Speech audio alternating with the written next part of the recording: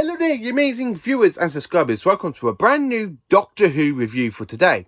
So in this review, I'm going to be reviewing one of my favourite stories out of Doctor Who Season 13. And it is Doctor Who, The Pyramids of Mars. Now, this DVD was released way back in 2004. But it was actually broadcast from the 25th of October to the 15th of November 1975, and it is a great story.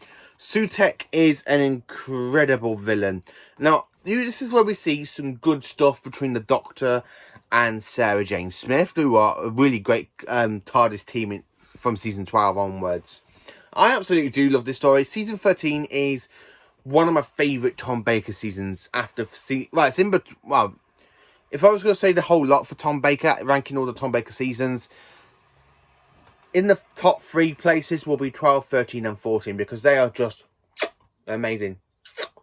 Amazing stuff. And I absolutely do like this story. It's a horrifying, it's horrific violence. It's got some good stuff in there. You've got robot mummies going around attacking people, built up with the chest units, suffocating people. The robot mummies end up strangling people as well. I have to say, it is just an absolutely incredible... It really is actually an incredible story. Now, the performance in this, everybody in this gives off such a great performance. I can't say it enough. I love the whole bit of it. I like the bit where you see the pyramid in ancient Egypt. Round about Egypt, not ancient Egypt, sorry. And Marcus Scarman's brother ends up... Not Marcus Scarman. No, Marcus Scarman, sorry. His brother is Lawrence. Long story. Long story about that. So anyway, Marcus Scarman is the one that finds Sutekh's kind of gateway to where Sutekh is basically stuck by the High of Horus. Now, I absolutely do like the story. The way Sutekh tries to build, try and makes his own sort of plan so he can try and escape, and whatever the Doctor and Sarah basically whatever the Doctor tries to think of to stop, Sutekh is one step ahead of him. Oh yes, he's literally one step ahead. They put a little box with gun stuff in it, so the Doctor shoots it. Sutekh presses the fire back so it doesn't really happen because of his strength. I really do like this story. It is an incredible, absolutely amazing story, I have to say. Especially back from 1975.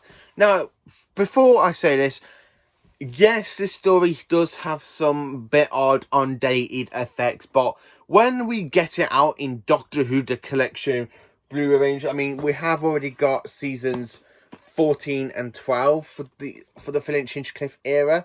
So as soon as season 13 comes out, I'm going to be over the moon because it means we have the 3 best Tom Baker seasons out on Blu-ray so you can watch them back to back to back. Like I do with the DVDs, I'll still watch them back to back to back. I absolutely do love this whole story. It's absolutely incredible. The one thing I think that needs a bit of work on it to make it a lot more high definition for the Blu-ray range is basically the portal for Sutekh in the sarcophagus.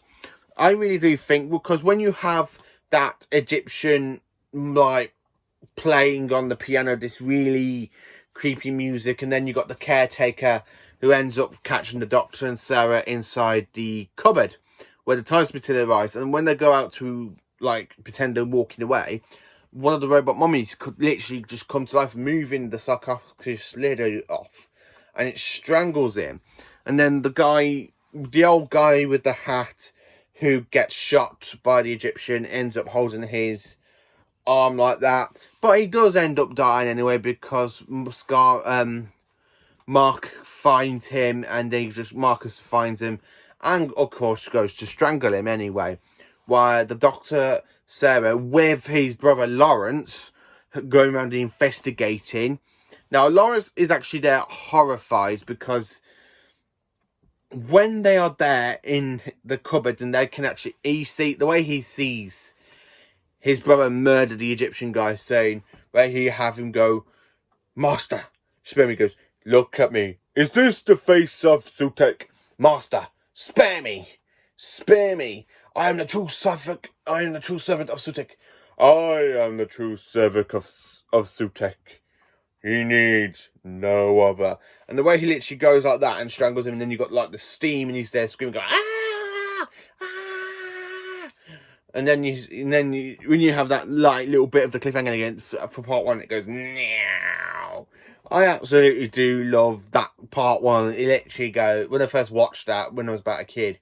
This is for the first time I actually ever watched a story. It was on UK Gold. I was watching it when my dad ran about 3 or 4. I can't remember how old I was, but I remember watching that, and that cliffhanger, I was like, this is so cool. In a way, I absolutely love the story. This is one of me. If I was to say a lot of stuff for any Tom Baker stories, if I was to rank any story out of the Finch Hinchcliffe era, this story will always be top 1, followed by The Brain of Morbius, followed by Genesis of the Daleks, followed by Robots of Death, The Talents of Wing Chang. You got so many good stories.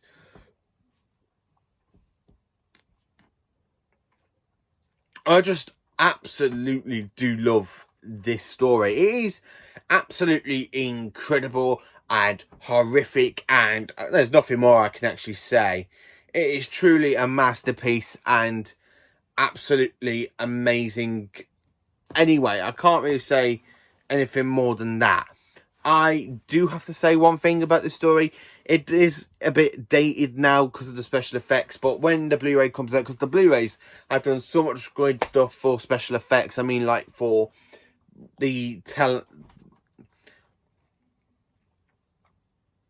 of Wing Chang with the big giant rat in the sewers, like not Genesis of the Dark, sorry, like Revenge of the Snowman with the whole special effects, or say like Terror of the Autons, or the Planet of the Daleks, or even the stuff that they've done for the Blu-rays are absolutely amazing. And this story deserves some good CGI effects. This is the one story out of season 13 I do think it could do with some good special effects, because one, it is just truly epic and amazing, and I absolutely do love the story. It is just superb all the way through. Pyramids of Mars, one of the best stories out of the Tom Baker run, followed by, well, if you're going to go by the Finch Hinchcliffe era, this is the best. But this, in the whole run of Tom Baker, this is the second best, because of City of Death will always be one of my favourite stories for Tom Baker, if not the favourite story of Tom Baker. It is incredible, that story is as well. So, let me know in the comments what you think of Doctor Who, Pyramids of Mars. Is it one of your favourite stories like it is for mine?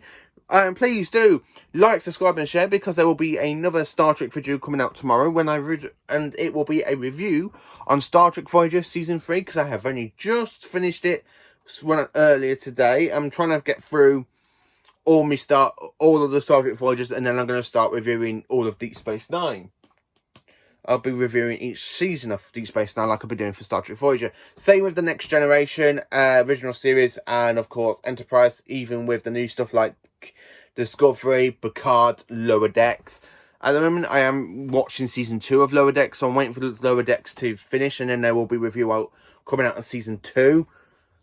Even though I need to rewatch Season 1 before I do that. So I most probably do a whole talk on Lower Decks, because I actually am loving Lower Decks. I like all the old references to the classic Trek stuff, even in Trek history.